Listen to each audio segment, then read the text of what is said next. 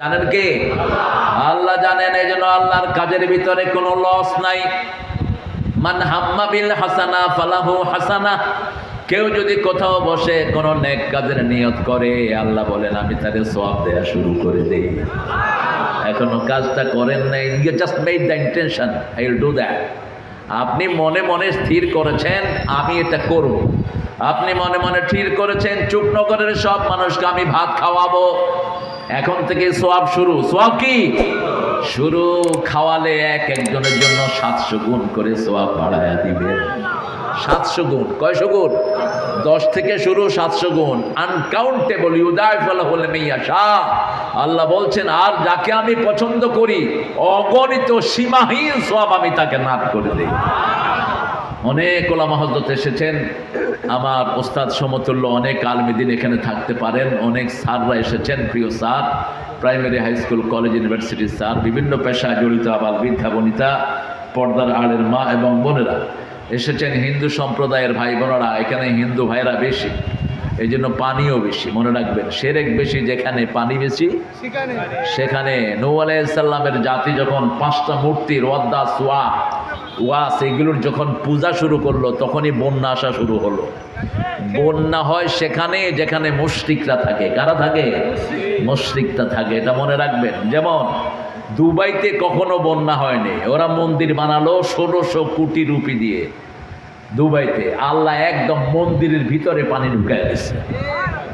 এরকম বন্যা দুবাইয়ের ইতিহাসে আর কখনো হয়নি। এর জন্য শিরক আছে যেখানে, গজব আছে, আমরা শিরক মুক্ত থাকবো। রাজি আছি তো?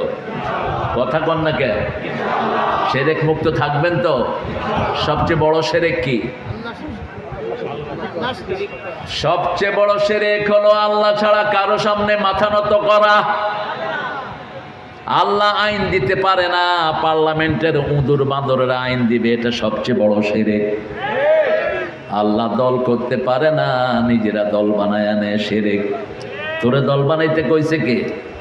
আল্লাহ নিজে দল বানিয়েছেন। আল্লাহ দলের নাম কি? আরো জোরে বলেন। আল্লাহ বলছেন আমাকে, আমার এই দল ছাড়া যারা দল করবে তার দুনিয়াও শেষ, আখিরাতও। সূরা আল ইমরানের 85 নম্বর আয়াতে আল্লাহ বলছেন وَمَن يَبْتَغِي غَيْرَ الْإِسْلَامِ دِينًا فَلَن يُقْبَلَ مِنْهُ وَهُوَ فِي الْآخِرَةِ مِنَ الْخَاسِرِينَ। এত আস্তে আল্লাহু আকবার বলাচ্ছে না বলাই ভালো। আল্লাহু আকবার বললে সওয়াব না গুনাহ? কি সওয়াব? ফরজ সওয়াব। রাসূলের উপর প্রথম ফরজ হলো 5টা। কয়টা? 5টা ফরজ। এর আগে 5টা আয়াত নাজিল হয়েছে। কয়টা? আল্লাহর নামে পড়তে হবে। ইকরা বিসমি রাব্বিকাল্লাযী খালাকাল ইনসানা মিন ইকরা ওয়া রাব্বুকাল আকরাম আল্লাযী আল্লামা বিল কলম আল্লামাল ইনসানা মা লাম।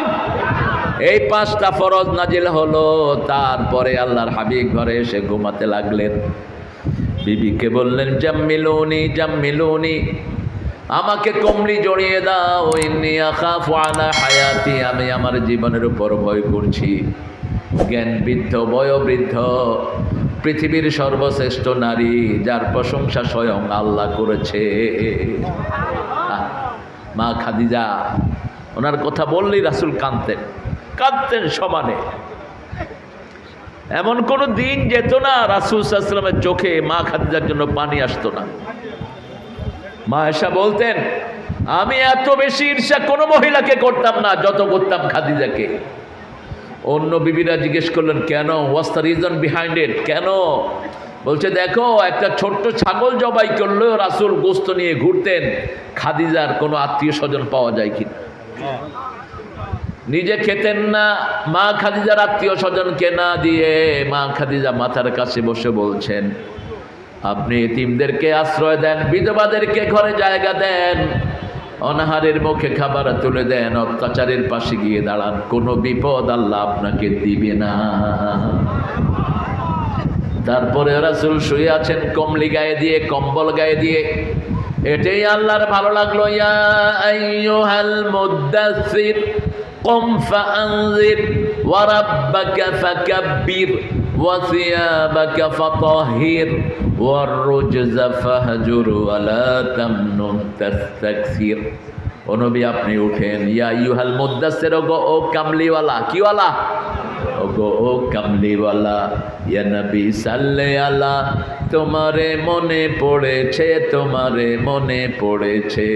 কি যে কি মন্ত্রণাতে, অসহ যন্ত্রণাতে মন আমার তোমায় সরেছে, তোমারে মনে পড়েছে। মানুষ আজ ধুকে ধুকে মরছে দেখো পথের ধুলায়, অভাবে অনটনে দিনে রাতে আবরু লুটায়। জালিমের অত্যাচারে অসহায় হাহাকারে বিধাতার আরশকে পেয়েছে, তোমারে মনে পড়েছে। কে মনে করেছেন? আরশের মালিক। সুবহানাল্লাহ বলতে ইচ্ছা করে না? পুরা আরশের মালিক একজন গোলামকে স্মরণ করছেন। আল্লাহু আকবার। তাও তিনি যেটা গায়ে দিয়ে ঘুমিয়ে আছেন ওটা বলে ডাকলেন। প্রিয় মানুষ যাই করে তাই ভালো লাগে, ঠিক যাবে ঠিক? প্রিয় মানুষকে দেখলেই ভালো লাগে। একবার না দুইবার ডেকেছেন কমলিওয়ালা। কয়বার? একবার বলেছেন মুদ্দাসির, আরেকবার মুজাম্মিল। দুইটা প্রথম অ্যাড্রেস কম। কম ফানজির, তুমি জাগো। তুমি জাগলে 250 কোটি মুসলমান জাগবে। তুমি জাগলে সারা দুনিয়া জাগবে, ঠিক কিনা?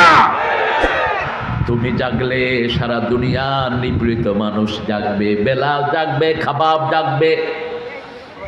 আর দ্বিতীয় পর্যায়ে বললেন ইয়া আইয়ুহাল মুজাম্মিল কুমিল লাইল, কুমিল লাইল ইল্লা কালিলা। এখন রাতে জাগো, আগে জাতিকে জাগাও, তারপরে নিজে রাতে জাগো। কর্মসূচি দিলেন।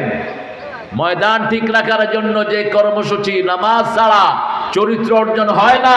নামাজ যার কাছে নাই ও চোর হয়, ছেচর হয়, মানুষের অধিকার নষ্ট করে দেয়, ঠিক কিনা? এই জন্য নামাজ আছে যেখানে আমরা যাব। রাজি আছেন তো? যেই মাসে নামাজ বেশি সেই মাসে খাওয়া কোন মাস? হ্যাঁ,